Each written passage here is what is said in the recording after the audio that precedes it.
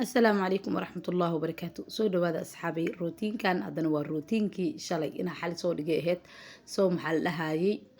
وحاواي إديتين كي حوجه ير إدي بي كدب نوابا كسيد حاسد هاي بريا سو دقيقة مركا إن شاء الله الروتين كان وحاواي واسي ودونا إن شاء الله بإذن الله أدين كان شير جرينتا يوحاوي دير جلنتا وحجينا مركي أنت سلقة صوت تجو waxaa rabaa inaa hal iyo laba ka dhaho intaan routiinka gudo gelin arinta dayaxdal nuurshe iyo saxaaf intii og way og tahay inta aan ogeynna aniga ka dabageynayo dayaxdal nuurshe markuu Malaysia imaaday in uu xaflad ku qabto baa akoonkiisa la isticmaalay oo lacag sheen alaab looga dalbaday yaa waayo qofka alaabta uga dalbanayo waa saxaaf yacni qof kastoo bini aadan maanta saxaaf ka saayo yacni محل هاي ما إسده لهن يعني العقد أنت العقد سدح بقولي كونتن إلى أفري كونتن وده حيسا أيو كاستعمالي العقد أنت لقيك بوقف أنتو كاستعمال توسيتو جنماء والله أنا قتاس مرنا اسمه لهن هذا ده يحضر نورشنا وقف آدي آد ودورسن اسمه لهن القف بو سمعدي سي شرفتي سمح لها بين كشيء جايو وكعيارة أرنت لبضت نعبة ونكو غير سنة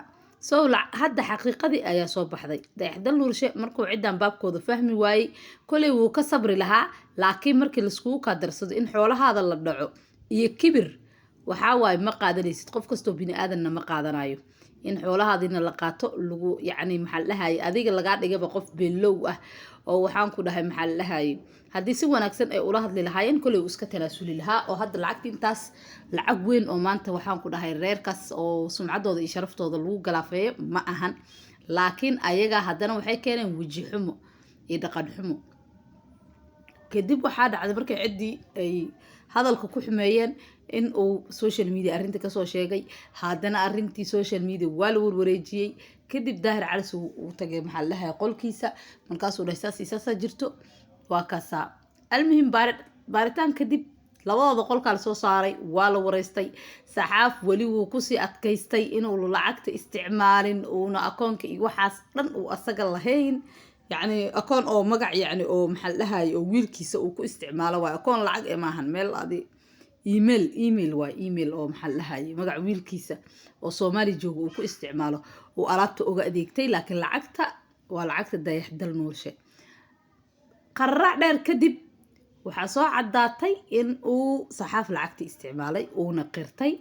ولا أقادي سو محل هاي حتى وحايق صهر بحي تيك توك فيديو ودهايو محل لهاي واقرنا يا دنبيجيجا أو محل لهاي وار أرنتاس ويوسو عداتي صحاف أفكيس أيا هدا كسو مقلانيجا مركا داهر على سو نوشة جاي أو حولها محل لهاي أرنتي صحافة كو عداتي لعقتنا محل لهاي والجسو علينا يا مركا واكا صاحي وحاوي نين الدنيا جوجو maxaa aragti ku laaba reerka inta waxaan ku dhahay 10 sano waxaan ku dhahay youtuberin ah oo social media ku jiro oo waxaan ku dhahay laga yaabo shaqo kale xitaa banaanka inay u sii dheer tahay baa maanta saas u dhaqmay horta Malaysia meesha Malaysia la dhaho waxa waaye in hadda cusub tahay waa laga faa'iideysanaa qofka rabtid ahaw waa laga faa'iideysanaa qof allaala qofkii waxaan ku dhahay ku arko oo ka faa'iideysan kara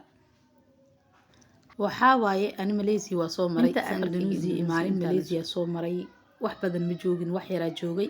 laakiin waxyaalaha ayaamaha cusbaa ugu dhijiriyaa lagu dhicin qof kasto iga hor imaado iyo lagu dhicin sababtoo ah qofku markuu maxal lahaay safar soo galo qasab pocket money uu wataa soo Malaysia shuruudeeda waxaa waaye marka soo galaysid qof kasta ah oo dalxiis u soco ama caafimaad u soco Rose program iyo jaamacada lagu imaada waa ina pocket money lacag aa wadatid oo waliba cash ah $2,000 ugu yar ilaa 3,000 ilaa 4,000 ilaa 5,000 lacagtaas marka dadku way kugu ogyihiin wax allaala adiga ina wax wadatid waaba lagu ogyahayba waxaan ku dhahay korkaas laga ogaarsanaya qofkii ku dhici karana uu ku sii dhacaya bal hadda maxal dhahay waa wax la yaabay yani maxal dhahay lacagta inta la eg hadii hadda oo la dhihi lahaa $2,000 oo maanta maxal dhahay akoon kala baxay inkastoo lacag islaameed ay dambi tahay laba jeer laakiin lacagta inta la eg inuu magaciisa iyo sumcadiisa iskaga wasaqeeyo wallahi waa wax aad iyo aad u xun Indonesia dadka jooga waxay ugu dugan yihiin dadka Malaysia in ay yihiin dad iimaankooda qaba wallahi dad shaqaysta ma ahan social media kuma jiraan waxaa waaye maxaa la dhahaye waxay iskaga nool yihiin bil yar oo ay helaan ama UN tacaawinad ay ka helaan saas ay tahayna qof bini aadan xoolihiisa kuma xadgudbayaan laakiin Malaysia qofkii ku dhici kara ama wax ka qaadan kara uu ka qaadana waxaa laguma aabiyeelayo marka waa kana hay routiinki maxaa la dhahaa wali uu noo socdaa hadda waxaa waaye galab waaye qadada kadib waxaa u socdaa maanta maxaa la dhahaa dukaan yar oo lagu iibiyo alaabaha celiska ah marka waa ka saanigo gacanta saa u hahaatinayo meeshan waxaa waaye mootada saa ah waxaa dadka baabuur u ah ma garateen marka waxaa qofkii mooto haysto baabuur u haystaa alxamdulillah waxaa miisaskan waa miisaska yaryarka oo cuntooyinka banaanka lagu iibiyo dukaankii hadda imaaday dukaankan haddii ay subscribe yihiin dad reer Indonesia ama reer Jakarta ama dad xaafada ila degan ka faa'iideysta alaabaha iska celinaysaan meeshan geysta ama hadaa iska celinaysaan ama hadaa rabtaan inaad soo iibsataan alaabo celis ah hadda aniga waxaa ku dhahay waxaa u socdiba maxaa la dhahay armaajo ribay armaajo oo celis oo nadiif ah laakiin meeshan waxaa kula kulmay armaajooyinka cusubka ayaa leedaheen waxay ka samaysan yihiin bir ay ka samaysan yihiin labadaas alwaax ah laakiin labadan midaan hadda aan furfurayo bir ay ka samaysan tahay lacagteedana waa 4 milyan ku dhawaad horta juuci jacma dhahayso haddii maxaa la dhahay 10 sano la isticmaalo xitaa ilaahay nama dhiga meeshaan waaba kasoo tagayba ariga horta waxay ka samaysan tahay bir ayada dhan waa wada bir meesha alwaax almaajada laga sameeytan ayada dhan waa wada bir miraaydas bisa miraayadka inta kale maxaa la dhahay meeshaan alaabahan qaar sakin ah qaarna waa cusub أنا waxa u maleynaa meesha dhan inay wax sakin yaalan dada hadda bombalaashaasi waxaas